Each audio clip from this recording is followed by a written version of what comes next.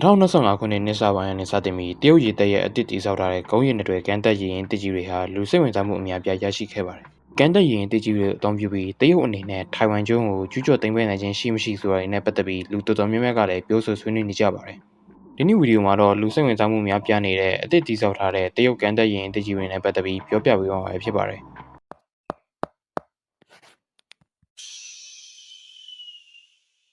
Break Forward, Myanmar 2025 ခုနှစ်အစောပိုင်းလကနေစတင်ပြီးတရုတ်ဟာကုန်းရည်တွေဆင်းသက်တိုက်ခိုက်ရေးအတွက်အထူးပြုဒီဇိုင်းရေးဆွဲထားတဲ့ကမ်းတက်ရေရင်ကြီးတွေကိုဆောက်လုပ်နေခဲ့ရတာကိုယူတူးတပ်ပုံတွေရသိရှိခဲ့ရပါတယ်။ဒီရေရင်ကြီးတွေကိုတရုတ်နိုင်ငံတောင်ပိုင်းလုံရွှေကျွန်းမှာတည်ရှိတဲ့ကွမ်ကျိုးအပြည်ပြည်ဆိုင်ရာတင်မောတည်ဆောက်ရေးဌာန GSI မှာတည်ဆောက်နေခဲ့ရဖြစ်ပါတယ်။ကွမ်ကျိုးအပြည်ပြည်ဆိုင်ရာတင်မောတည်ဆောက်ရေးဌာန GSI ဆိုတာကအပေါ့စားလေရင်တင်မောတွေတိုက်တင်မောတွေနဲ့တခြားသောတင်မောကြီးတွေတည်ဆောက်ပေးတဲ့တရုတ်တင်မောတည်ဆောက်ရေးဌာနတစ်ခုဖြစ်ပါတယ်။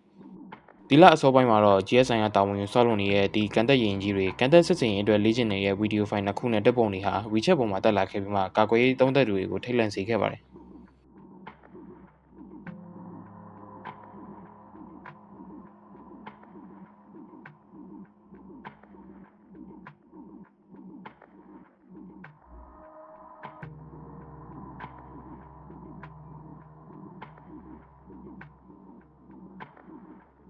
မူလဗီဒီယိုတော့တရုတ်အစိုးရဖျက်ချလိုက်တယ်ဆိုပေမဲ့အင်တာနက်ပေါ်မှာတော့ပြန့်နှံ့နေပြီးသားဖြစ်နေပါပြီ။ဒီဗီဒီယိုမှာတော့ကန်တက်ရင်တဲ့အမျိုးအစား၃ခုကိုမြင်တွေ့ခဲ့ရဖြစ်ပါတယ်။ဖော်ပြပါဗီဒီယိုမှာတွေ့ရတဲ့ကန်တက်ရင်တွေအလုံးကိုတော့ကြီးမားလေးလံတဲ့စစ်တုံးရင်ကြီးတွေကိုကန်တက်ပို့ဆောင်ပေးနိုင်မဲ့ရွေ့လာတရားကြီးအဖြစ်ဒီဇိုင်းဆွဲဖန်တီးထားကိုတွေ့ရပါတယ်။ဒီရင်တွေအလုံးမှာတိုးနိုင်ဆန်းနိုင်တဲ့တရားကြီးတွေနဲ့ဇိုးရနေတဲ့ရာသီဥတုအခြေအနေတွေမှာတော့တည်တည်ငြိမ်ငြိမ်ရက်တက်နေနိုင်ပြီးမှကန်တက်တရားထုံးနိုင်ဖို့အတွက် Jacket Labs တွေပါရှိပါတယ်။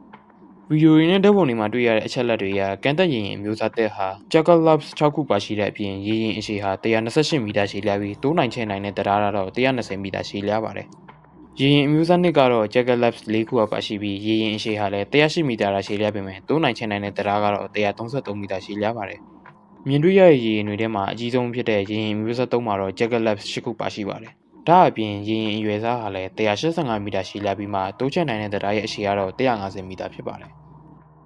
ဒီကန်တက်ရင်ကြီးတွေဟာကြီးမားတယ်ဆိုပေမဲ့ဒီကန်တက်ရင်ကြီးကိုအသုံးပြုပြီးကုန်းမြေပေါ်ဆင်းသက်မဲ့လေးလံလာတဲ့စစ်တုံးမော်တော်ယာဉ်တွေကိုတော့လုံလောက်လောက်တည်ယူနိုင်ခြင်းမရှိပါဘူး။အဲအကြောင်းမလို့ဒီကန်တက်ရင်ကြီးတွေနဲ့အတူစစ်တုံးရင်တော်တော်များများကိုတည်ယူပို့ဆောင်ပေးနိုင်ဖို့အတွက်ရိုတင်မောကြီးတွေလိုတည်ယူပို့ဆောင်ရေးသုံးတင်မောကြီးတွေအများကြီးလိုအပ်ပါတယ်။ဒီကန်တက်ရင်ကြီးတွေဟာကန်ကက်ဆရာမလိုအပ်ပဲကန်တက်နိုင်တာကြောင့်တမာယိုးကျအသုံးပြုနေတဲ့ကန်တက်ရင်ကြီးတွေပုံစံထက်ပုံမတာလွန်ကောင်းမွန်လာပါတယ်။ဒီကန်တက်ရင်ကြီးတွေကိုအများပြအလင်းမြန်တိစောက်နေတာဟာထိုင်ဝမ်ကျွန်းလုံခြုံရေးကိုချိန်ချောက်ဖို့အတွက်ဖြစ်ပြီးတိတ်မကြတော့တဲ့အချိန်ကာလတစ်ခုမှာထိုင်ဝမ်ကျွန်းကိုကျူးကျော်တိုက်ခိုက်သိမ်းပိုက်နိုင်ဖို့အတွက်လည်းဖြစ်နိုင်တယ်လို့ကာကွယ်ရေးသုံးသပ်သူတွေထင်ကြေးပေးထားကြပါတယ်။တရုတ်ဟာဒီနှစ်ပိုင်းတွေမှာဒီကန်တက်ရင်ကြီးတွေအပြင်ကုန်းရင်တွေတုံးတိုက်ခိုက်ရေးသုံးသင်းမောတွေဖြစ်တဲ့ Type 075နဲ့ Type 076တို့လိုသင်းမောကြီးတွေကိုလည်းတိစောက်နေခဲ့ပါတယ်။ဒီသင်းမောကြီးတွေကိုတော့ဟယ်လီကော်ပတာတွေစစ်တီတွေနဲ့ကန်တက်ဖောင်အမြောက်များတည်ယူပို့ဆောင်နိုင်ဖို့အတွက်အထူးဒီဇိုင်းနဲ့ဖန်တီးထားခဲ့ရဖြစ်ပါတယ်။ဒါအပြင်စစ်တုံးရင်အမြောက်များကိုတည်ယူပို့ဆောင်ပေးနိုင်မဲ့ရိုတင်မောကြီးတွေလိုတင်မောအမြောက်များကိုလည်းတရုတ်ပြည်တွင်းမှာတည်ဆောက်ခဲ့ပါတယ်။ဒီလိုမျိုးကုန်းရင်တွေဆင်းသက်ရေးတင်မောတွေတိုက်ခိုက်ရေးတင်မောကြီးတွေနဲ့ကန်တက်ရင်ကြီးတွေတည်ဆောက်နေရဟာ